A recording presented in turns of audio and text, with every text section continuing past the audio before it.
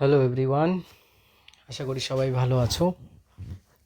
তো আজকে একটা খুবই মজার নিউমেরিক্যাল আমরা করতে যাচ্ছি। মানে ব্যাপারটা খুবই মজার এবং অদ্ভুত অদ্ভুত টাইপের একটা নিউমেরিক্যাল বলতে কি বলতে যাচ্ছি যে অ্যাকচুয়ালি যে কালার কি করে আমরা বের করব। কোয়েশ্চেনটা সবার স্ক্রিনের সামনে আছে, দেখতে পাচ্ছ কি a bear falls from a height 10 meter in √2 second. একটা ভাল্লুক আছে যেটা 10 মিটার হাইট থেকে পড়ছে, মাটিতে পড়তে তার কত সময় লাগছে? √2 second. What is the colour of বিয়ার, মানে সেই ভাল্লুকটার কালার কি হবে? এ তো একদম অদ্ভুত ধরনের একটা প্রশ্ন। বলেছে ভাল্লুকটার কালার কি হবে। আচ্ছা, বিয়ারটা কত হাইট থেকে পড়ছে? পড়ছে এইচ কত হাইট থেকে পড়ছে? পড়ছে হচ্ছে 10 মিটার হাইট থেকে। ওকে, এইচ পড়ছে 10 মিটার হাইট থেকে।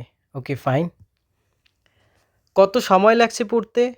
পড়তে সময় লাগছে √2 সেকেন্ড। ওকে, কত সময় লাগছে পড়তে? পড়তে লাগছে √2 সেকেন্ড।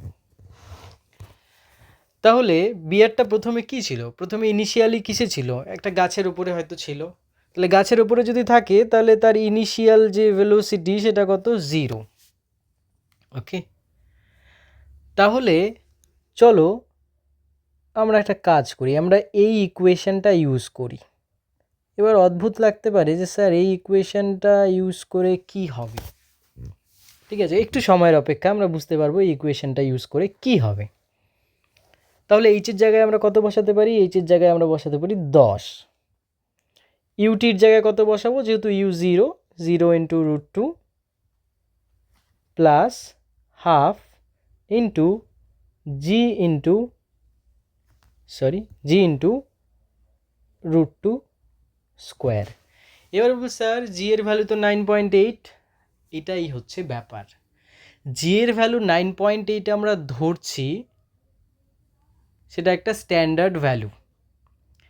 কিন্তু আমাকে বলো তো যে জি এর ভ্যালু কি সব জায়গায় 9.8 হয়? জি এর ভ্যালু কি পৃথিবীর যে ল্যাটিটিউড লঙ্গিটিউডের সঙ্গে চেঞ্জ হয় কি না? তাহলে জি এর ভ্যালু পৃথিবীর ল্যাটিটিউড লঙ্গিটিউডের সঙ্গে কিন্তু চেঞ্জ হয়। তাহলে আমার এখানে উদ্দেশ্য কি? আমার উদ্দেশ্য এটা দেখার যে বিয়ারটা কোন জায়গায় আছে, পৃথিবীর কোথায় বিয়ারটা আছে। সেটাও যদি না বুঝতে পারো তাহলে দেখো কীভাবে বের করছি। তাহলে 10 ইজ ইকুয়াল টু কী হচ্ছে? Half into G into 2। তাহলে 2 ক্যান্সেল আউট হয়ে গেল। তাহলে জি এর ভ্যালু কত বেরোলো? জি এর ভ্যালু বেরোলো 10 মিটার পার সেকেন্ড স্কোয়ার। জি এর ভ্যালু কত বেরোলো? জি এর ভ্যালু বের হলো 10 মিটার পার সেকেন্ড স্কোয়ার। এবার আমরা একটু আর্থের দিকে যাব। আর্থের যে কোথায়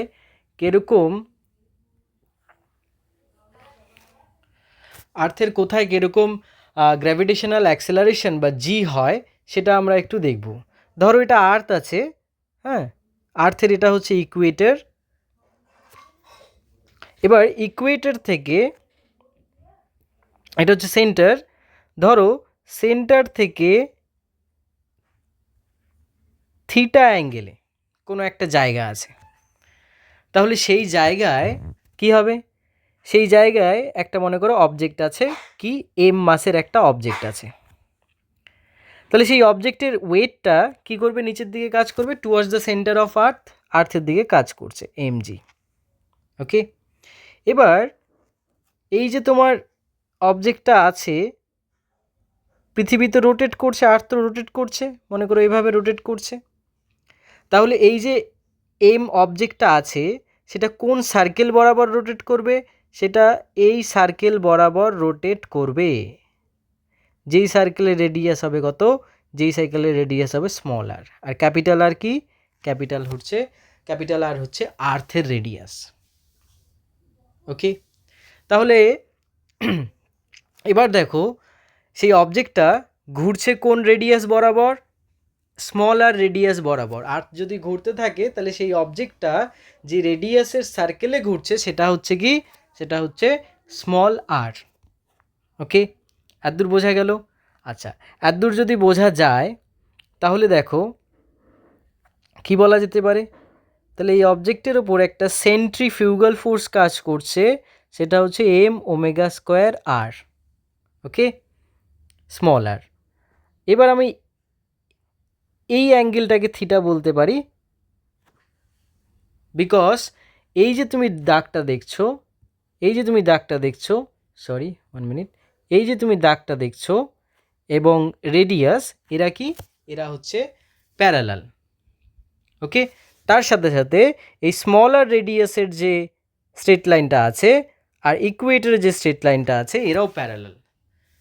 তাহলে এই অ্যাঙ্গেলটা যদি থিটা হয় তাহলে এই অ্যাঙ্গেলটাও হবে থিটা, ওকে ফাইন। তাহলে আফটার অল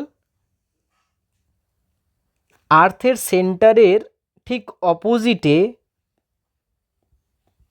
সেই ফোর্সের ভ্যালুটা কত হবে, M omega square R cos theta. তাহলে আর্থের দিকে কাজ করছে এমজি, আর্থের অপোজিটে কাজ করছে কি, M omega square R cos theta. তাহলে সেই অবজেক্টটার ওপর নেট ফোর্স কত কাজ করছে, net force on the object, সেটা কি হবে, net force F net is equal to towards earth কত কাজ করছে, এমজি, কারণ টুয়ার্ডস আর্থ সেন্টার সেই ফোর্সটা বেশি, সেই জন্যই অবজেক্টটা আর্থের মধ্যে আছে। যদি M omega square R cos theta বেশি হতো তাহলে অবজেক্টটা কি রেডিয়ালি সেই এম ওমেগা স্কোয়ার আর কস থিটার যে ডিরেকশন সেই বরাবর চলে যেত। অবজেক্ট তো চলে যাচ্ছে না, অবজেক্ট আর্থের মধ্যে আছে, তার মানে এমজি নিশ্চয়ই বেশি। তাহলে MG minus M omega square R cos theta. এই এফ নেটটাকে আমরা বলতে পারি না যে এম জি প্রাইম, যেখানে জি প্রাইম কি, যেখানে জি প্রাইম হচ্ছে effective gravitational acceleration, effective gravitational acceleration, okay fine. তাহলে এটাকে বলা যেতে পারে M G minus M omega square R cos theta. এবার দেখো একটা খুব স্বাভাবিক হিসাব, small R by capital R কে কস থিটা লেখা যায় কি যায় না বলো তো? যদি লেখা যায় তাহলে স্মল আরকে কি লেখা যায়, ক্যাপিটাল আর কস থিটা। তাহলে এখানে এম এম কেটে দাও, তাহলে জি প্রাইম কি দাঁড়াচ্ছে, G minus omega square, small আরের জায়গায় কি বসাবো, R cos theta, R cos theta into cos theta, তার মানে আফটার অল জি প্রাইম কি দাঁড়াচ্ছে, জি প্রাইম দাঁড়াচ্ছে G minus omega square R cos square theta, ওকে। তাহলে আমার এটা কি আসলো, এটা আসলো আমার জি এর চেঞ্জ, ওকে, এটা আসলো আমার জি এর চেঞ্জ বা effective G at an angle theta. তাহলে এবার তোমরাই বলো যে কি এই যে জি এর চেঞ্জটা দেখছো, তাহলে জি এর চেঞ্জটা যখন দেখছো, when theta is equal to 0 degree, theta is equal to 0 degree মানে কোথায়, theta is equal to 0 degree মানে হচ্ছে কোথায়, ইকুয়েটারে, দ্যাট মিনস ইকুয়েটারে theta is equal to 0 degree হলে কি হবে, জি প্রাইম হবে G minus omega square R, এবং এই জিটা কি হবে, আচ্ছা কি হবে সেটা পরে বলছি। আর যখন theta when theta is equal to 90 degree তখন কি হবে, তখন জি প্রাইম হয়ে যাবে জি। তার মানে এই যে জি প্রাইমটা হচ্ছে এটা জি এর ম্যাক্সিমাম ভ্যালু, আর এই যে জি প্রাইমটা হচ্ছে এটা জি এর মিনিমাম ভ্যালু। তাহলে জি বা গ্র্যাভিটেশনাল অ্যাক্সেলারেশনের রেঞ্জ কত, রেঞ্জ হচ্ছে জি মাইনাস ওমেগা স্কোয়ার ইন্টু আর থেকে জি পর্যন্ত। তাহলে ম্যাক্সিমাম কত জি, মিনিমাম কত জি মাইনাস ওমেগা স্কোয়ার আর। এবার আর্থে জি এর ভ্যালু আমরা কত নেই, আর্থে জি এর ভ্যালু নেই আমরা 10 metre per second square or 9.8 metre per second square. তার মানে এবার আমি প্রশ্নে ফিরে যাই, প্রশ্নে ফিরে গেলে আমরা কি দেখতে পারবো, যে জি এর ভ্যালু কত এসেছে, জি এর ভ্যালু এসেছে 10। 10 মানে এটা কোন জি এর ভ্যালু, এটা হচ্ছে ম্যাক্সিমাম জি এর ভ্যালু। এই যে জি এর ভ্যালুটা 10 দেখছি, এটা কোন জি এর ভ্যালু, এটা হচ্ছে ম্যাক্সিমাম জি এর ভ্যালু। ম্যাক্সিমাম জি কোথায় হয়, ম্যাক্সিমাম জি হয় theta is equal to 90 degree, মানে কোথায়, মানে হচ্ছে পোল, মানে হচ্ছে কোথায়, মানে হচ্ছে পোল। তার মানে বিয়ারটা, সেই ভাল্লুকটা কোথায় আছে, পোলে আছে। পোলে কোন ভাল্লুক থাকে, পোলে কোন বিয়ার থাকে, পোলার বিয়ার থাকে।